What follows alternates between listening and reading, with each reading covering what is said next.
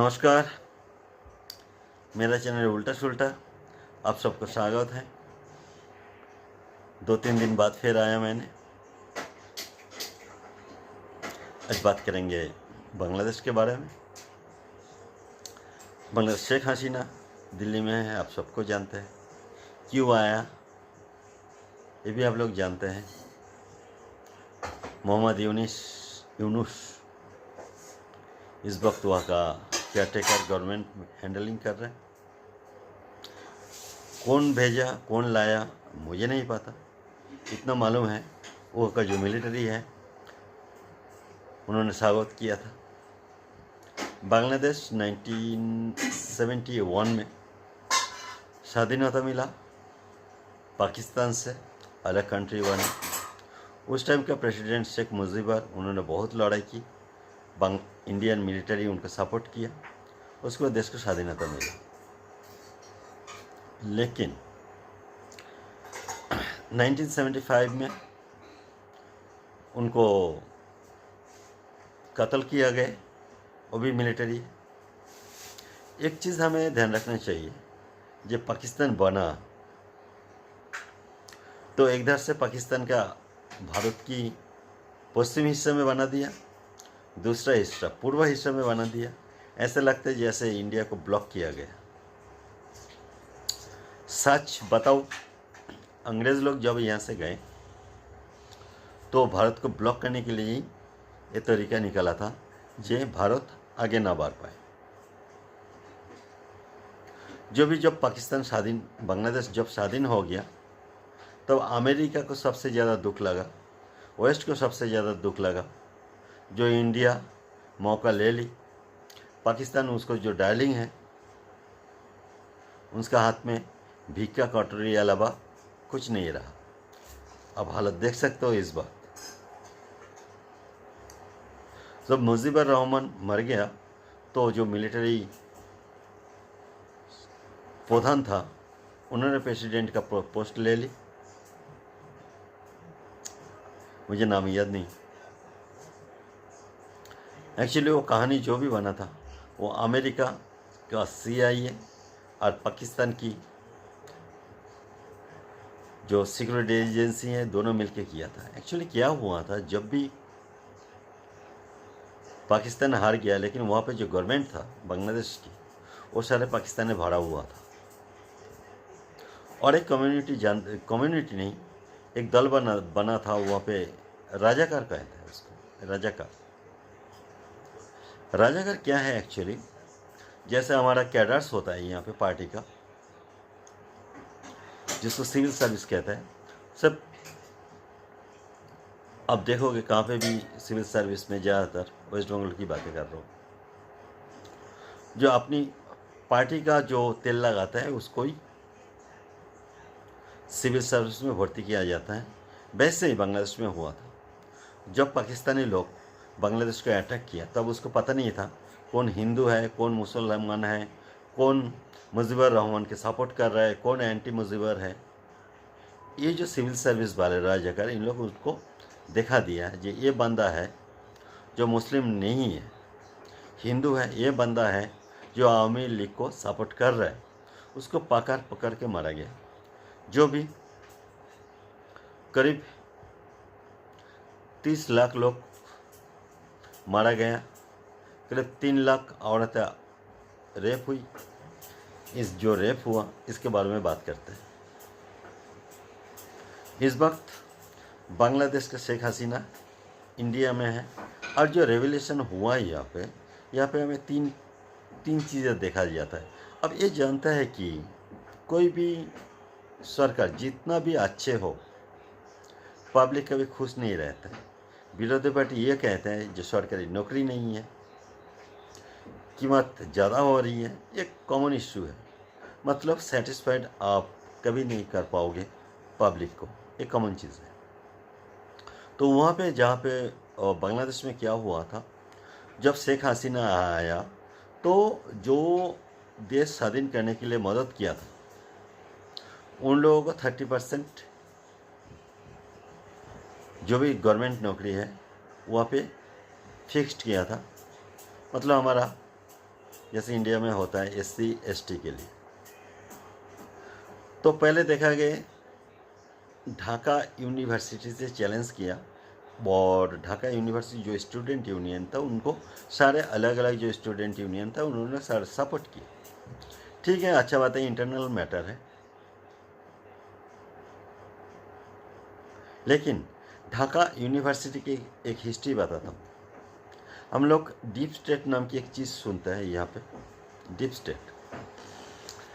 State क्या है? Deep state कुछ नहीं है, जो वेस्ट है और अमेरिका है, इन लोग जैसे भी अपना प्रभुत्व दूसरे देश के ऊपर रखने के लिए कोशिश करते हैं। जैसे मेडिकल हो गया, दवाई हो गया, पेट्रोलियम हो गया, फाइनेंस हो गया, लड़ाई का अस्त्र हो गया, पैसा घूस देना हो गया, किसी को मर्डर करना हो गया, ये सारे इन लोग काम करते हैं। बेसिकली अमेरिका जो है वो बिजनेसमैन के ऊपर चलते हैं। इन लोग क्या किया, ढाका यूनिवर्सिटी जो है वो एक NGO जो अमेरिकन सपोर्ट है, उनका नाम भूल गया, बुड्ढा, उसका नाम भूल गया मैंने, सोरोस। अब मालूम है सोरोस क्या कर रहे हैं इस टाइम? अदानी के पीछे पड़ जाता है, हमारा लीडर्स, पॉलिटिकल लीडर्स को कमीशन खिलाता है, उन लोग जगह दुबई में जाके ऐसे ऐसे करता है। हमारा पार्लियामेंट का जो शेड्यूल्ड है, जो वेबसाइट है, दुबई में जाके खोल देता है, ये सारे करता है। तो इन लोग पैसा बहुत डालते हैं, या कोई भी विरोधी पॉलिटिकल पार्टी को इन लोग फाइनेंस करता है, या कोई कंपनी को फाइनेंस करता है, वो बाद में डिस्ट्रीब्यूट कर देते हैं पैसा। ज़्यादातर इन लोग NGO खोलता है, यूनिवर्सिटी खोलता है, वो फाइनेंस करता है। ऐसे कोई भी देश को इन लोग डंडा करते हैं, अच्छाई पे बुराई पे। और इन लोग ये काम करते हैं। नोबेल पुरस्कार जो है, एक्चुअली नोबेल पुरस्कार जो साइंस का होता है, मैथ का होता है, देखोगे ज़्यादातर वेस्ट को मिलता है। और हमें क्या मिलता है? जो जिसको भी मिलता है वो एंटी नेशनल होता है, वो देश के एगेंस्ट में बातें करता है। तो नोबेल पुरस्कार उतना नोबेल है नहीं। तो Bangladesh Dhaka university basically finance होता है NGO से, जो अमेरिकन है। अमेरिका क्या करता है, जो पाकिस्तान को आप लोग देखते हो, जो लगता है पाकिस्तान अमेरिका के दुश्मन है, पब्लिक दुश्मन है, लेकिन पॉलिटिकल जो है वो एक्चुअली अमेरिका का है नहीं दुश्मन। पाकिस्तान का जो पॉलिटिशियन हो, पैसा जिधर से भी है, चाइना से आए या अमेरिका से आए, पैसा से मतलब रखते हैं उन लोग, क्योंकि ज़्यादातर सिटीजन पाकिस्तान में होता ही नहीं। इन लोगों को जो नेटवर्क है बांग्लादेश में बहुत था, इनका दोस्त था, क्योंकि कुछ पाकिस्तानी बांग्लादेश से ऑलरेडी है, उन लोग जा नहीं पाए, लेकिन इन लोग सोचते हैं ये पाकिस्तान नहीं अच्छा था। तो ये हुआ ढाका यूनिवर्सिटी, जिसको ट्यूनिंग करने में अमेरिका अच्छे से कर लिया। क्योंकि जो पॉलिटिकल लीडर फ्रॉम स्टूडेंट, मतलब ये होता है जो छात्र यूनियन होता है, उन लोगों को क्या चाहिए? उन लोगों को एक मौका चाहिए अच्छा पोस्ट की। उन लोगों का ये ढूंढता है जो हीरो कैसे बने। और जो स्टूडेंट होता है, उन लोग जिधर भागा उधर भागे, मतलब जिधर हल्ला उधर भागता है। तो ढाका यूनिवर्सिटी के यही हाल हुआ। बाद में जब 30% से उसको 5% कर दिया, तब इन लोग नहीं माना। इसके साथ BNP जो खालिदा जिया है, उसका लीडर है, BNP भी छात्र यूनियन को सपोर्ट किया इसलिए कि किसी हालत में भी जो इस जो गवर्नमेंट था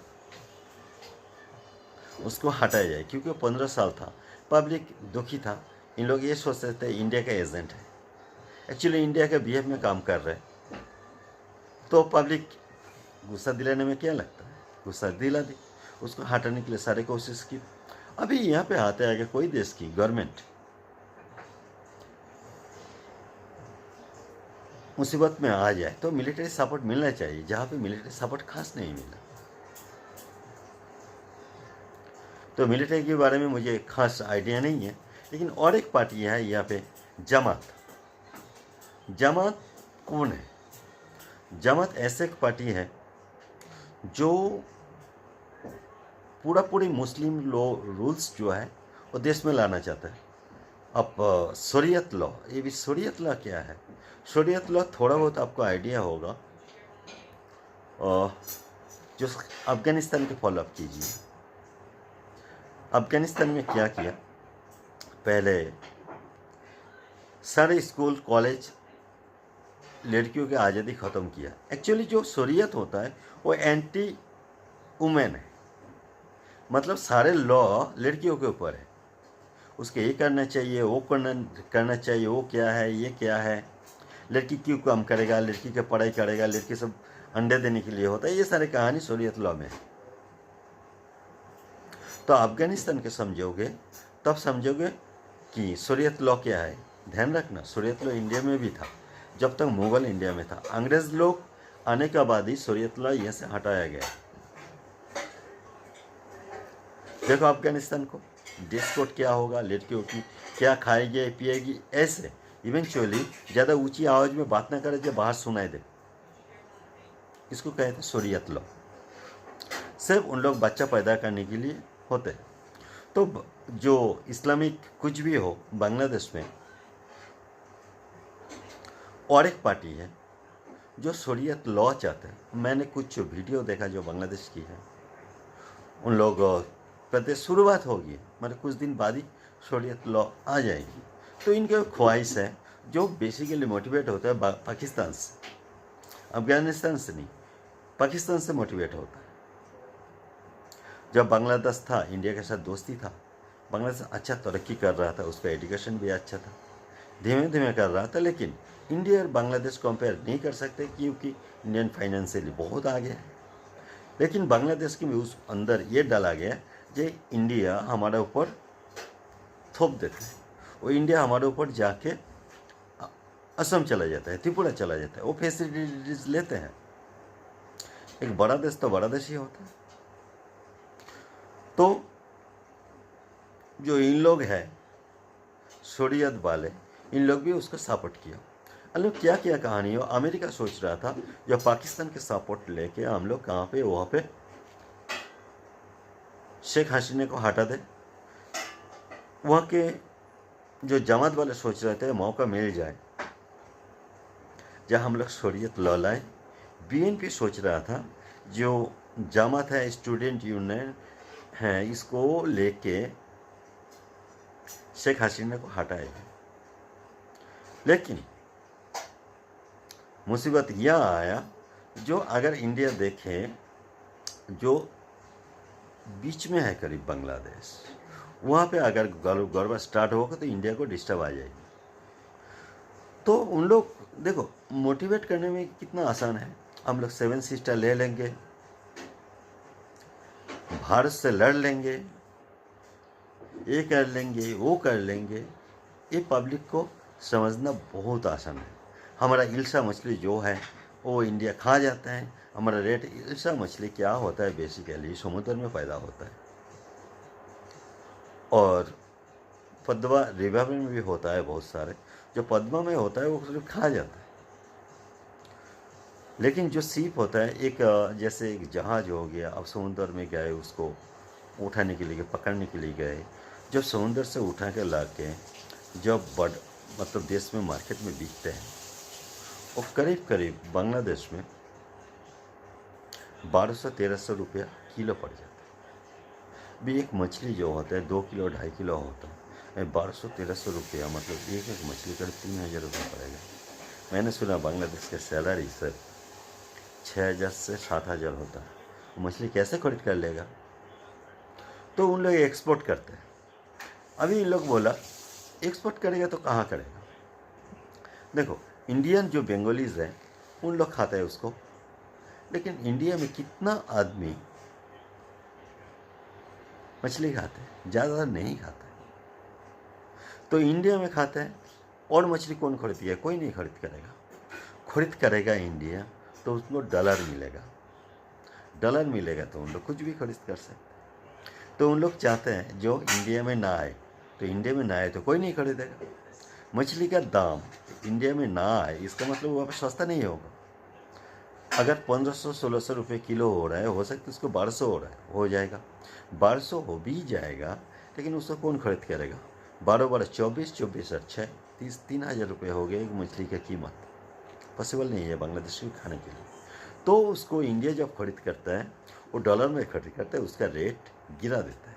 अगर डॉलर लेना है आपको तो रेट हमें 3000 नहीं, उस मछली को 2000 रुपये में देना पड़ेगा, नहीं तो नहीं, हम लोग नहीं खरीद कर रहे। तो बांग्लादेश को तो डॉलर चाहिए। इस टाइम हम लोग इल्सा के लिए हम लोग जो ढाका से कलकत्ता में सस्ता हो जाता है। अभी आया बांग्लादेशियों की ख्वाब, हर मुस्लिम की एक ख्वाब होती है, वह है शरीयत लॉ। अभी बांग्लादेश का जो है सारे आदमी ऐसे करेंगे, इंडिया के साथ लड़ जाएगा, ये करेगा, इंडिया को 2001 को याद कीजिए, वहाँ पे हमारा 14 BSF को मार दिया था उन लोग। हम लोग पता नहीं क्यों रिएक्शन नहीं लिया, लेकिन क्योंकि उस टाइम में पार्टी अलग था, उन लोग रिएक्शन के बारे में सोचा नहीं है, क्योंकि आप समझते हो जो यहाँ पे धर्मीय पॉलिटिक्स भी होता है। और एक चीज़ देखा मैंने, यहाँ पे वेस्ट बंगाल शांत है। शांत क्यों है? सबसे अगर धक्का बांग्लादेश से लड़ाई हुआ तो वेस्ट बंगाल को मिला, क्योंकि वहाँ पे जो चोरा कारी जो भी इधर का माल उधर, उधर का माल उधर, आम आदमी ने कर नहीं पाते हैं ना। जिसके साथ पुलिस का रिलेशनशिप है वही कर पाते हैं। अभी पुलिस का रिलेशनशिप किसके साथ होता है? पॉलिटिशियन के होता है। अभी पॉलिटिशियन को घाटा में चल रहे हैं उन लोग। और एक प्रॉब्लम है, ज़्यादा नेशनलिज्म वेस्ट बंगाल में आ गया तो नुकसान किसको होगा? अब समझा कीजिए, नुकसान होगा लोकल पार्टी को होगा। तो इसलिए नेशनलिज्म अगर आएगा तो बीजेपी को फ़ायदा होगा, इसलिए वहाँ पे सारे न्यूज़पेपर वगैरह शांत है, बैठे हैं, ऐसे कुछ होता ही नहीं है। और वहाँ से जो सामान आ जाता है यहाँ पे, मैं सांझ बताऊँ, वहाँ का इलेक्शन जब होता है बहुत सारे बंगाली इंडिया में आ जाता है, इसलिए आ जाते हैं, वहाँ पे वोट देते हैं। अभी जो भी बांग्लादेश का आदमी यहाँ पे वोट देगा, किसको देगा? वहाँ पे उस टाइम में कोई भी पार्टी हो सकती है, उस टाइम में वहाँ पे जो पावर में होगा उसको ही देगा ना, सारे फैसिलिटीज ये। इसलिए वोट का पहले 10-15 दिन पहले इन लोग बॉर्डर क्रॉस करके आ जाता है, वोट देके उसको वोटर ID को रख के निकल के चला जाता है। मतलब बांग्लादेश का बहुत सारे बंदा, मैं बताऊँ, हिंदू का बात कर रहा हूँ, इवेंचुअली मुसलमान के भी बात कर रहा हूँ मैंने, वहाँ पे इंडियन सिटीजनशिप रखता है। कोई कहते हैं अगर इमरान खान बांग्लादेश होके इंडिया में आ जाए उसको भागा नहीं पाओगे, क्योंकि हमारा सिटीजनशिप कुछ तो है ही नहीं। और नवाज शरीफ हो, इमरान खान हो, बांग्लादेश के थ्रू अगर इंडिया में घुस जाए, वहाँ पे वोटर ID एक आधार कार्ड बना ले तो इंडियन सिटीजन बन गया। तब उसको अगर दिल्ली में पकड़ लिया तो वो बोलेगा पोड़िया स्ट्रोमक्स, पोड़िया ही बनेगा। मतलब उस टाइम में चिल्लाएगा जो हमारे बंगाली जो मुस्लिम है उसको तुम लोग परेशान क्यों कर रहे हो, ये कहानी बन जाएगी। मतलब इमरान खान बंगाली हो गया, अभी दिल्ली में आएगा, पकड़ जाएगा तो उसको मुसीबत आएगी। मतलब हमारा वहाँ से चैलेंज करेगा, ये तो इंडियन था। अब क्या इंडियन नेशनलिज्म क्या है? कुछ नहीं है, पता नहीं है कब आया था, कहाँ से आया था, 56 में आया था, 71 में आया था, 72 में आया था, 78 में आया था, क्या है इंडिया में, कौन है? इस सारे प्रॉब्लम। मैं बंगाली हूँ, मेरा बाद में आया, उसके बाद में आया, इसका सिटीजनशिप किसी को दिया नहीं गया कि 1 करोड़ रुपये, 1 करोड़ बांग्लादेशी जो आया। और इवेंचुअली मैं बोलता हूँ जो बॉर्डर एरिया है वहाँ पे 80% बांग्लादेशी होता है, क्योंकि 71 के बाद आया। कितना बुरा हाल, ये सोच लो। नमस्कार, इतना ही बताता हूँ मैं आज, और कभी कहीं भी